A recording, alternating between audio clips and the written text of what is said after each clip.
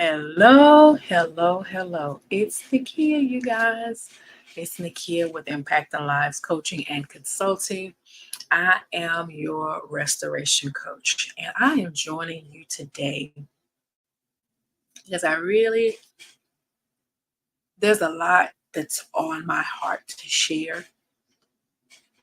And you got to give it in bits and pieces. So I'm not going to give it all to you at one time, but I want you to sit with me right here. And I want you to think about how much you've overcome. You have overcome so many challenges. You overcome so many roadblocks along the way, and you're still here. You've survived. You didn't give up.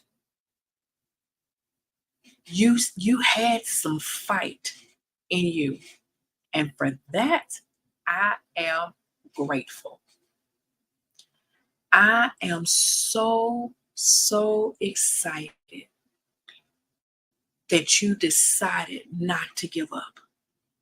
Even after the bad breakup, after the abuse, after the torment, after all of the ups and downs and the lack, all of the things that you've experienced after the divorce, you've been through so much, but you decided not to give up. And for that, I want to thank you. Thank you for deciding to do what was best for you. See, I remember when I made the decision to walk away from my marriage. Had been married for 10 years. And because we were immature, I didn't know how to make it work. We parted ways. We had two children. Both of us had got college. We had been to school and finished, and he didn't finish, but I finished. And so we both got school loans. We're trying to do this thing called life together. I had been called into the ministry, and so I got an expectation and a standard that I have to meet. But you guys, it was something that made me, even in the decision that I made to walk away, the decision that I made to not do it, to throw in the towel, God, I can't do this anymore. I knew that no matter what or where I went and how low I got, that God would never leave me. And so in those challenges, I knew that even though I was going to be a single mom, I was going to be raising these kids by myself. I was going to have to be the sole provider at the home. That means that I was going to have to work and make sure that I made enough money to care for the children.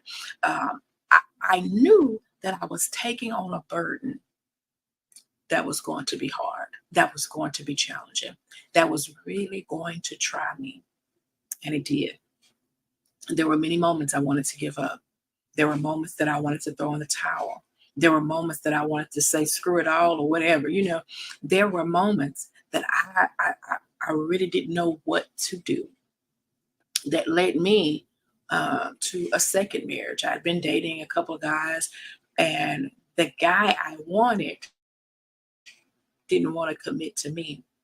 But the one that wanted to commit to me is not really who I wanted. And so it came to the point to where I made a decision that I love and care about him. He's a good guy. He got good qualities. He's a good man.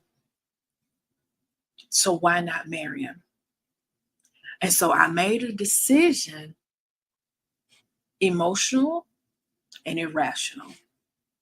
And it caused me some pain and a setback. About 6 months into that marriage, God told me so plainly, I told you that was not your husband. I went into a state of depression. I was angry. I was mad. I was mad at my pastor that married me. I was mad at God. Why would you let me marry him? I pointed the finger at everybody but myself. And so what I had to do was have a come to Jesus meeting with Nikia.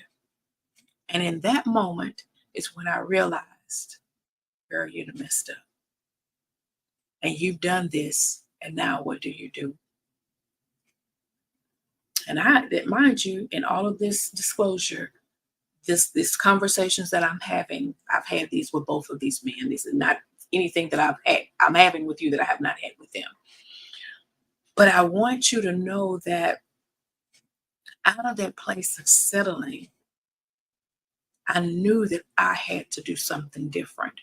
So the first divorce, it was heartbreaking. I was mad. I was angry. I was bitter. I had all of these different emotions. The second one, I did a thing and the thing wasn't right. And now I got to pay the consequences for that thing. And I want to be married. I want to be married. I want to do life with somebody. I don't want to do this thing by myself. So I began to pray. Mind you, I was praying for my husband before the second husband came into pass. But I moved ahead of schedule. And so I settled. So it leads me to the third marriage. I'm praying, I'm seeking God, but my prayer changed. It was more specific. It was more, God, deal with me and show me how can I do better the next time around. God, show me what do I need to do to be better, to be a better wife, to be a better spouse, to be a better mother. Help me to become who I need to be. And so in that place, I reclaimed my confidence. I built up my self-esteem. I literally, I reestablished who I was. I learned who I was. I began to date myself and love me because I was so broken and lost. And in that place, my husband found me, or we found each other, however you want to say it. But the man that I had been praying for and seeking God for, he showed up in my life. And so I share this story with you to let you know that it doesn't matter where you came from, what experiences you had along the way, God is able to do exactly what he wants to do in your life, regardless of the mistakes and the choices that you made. Yeah, it's a detour. Yes, it takes you off your path, off your course. However, it's not over. It's not over. There's still hope. There's still a chance. There's still an opportunity for you to find love and experience the greatness that's there for you.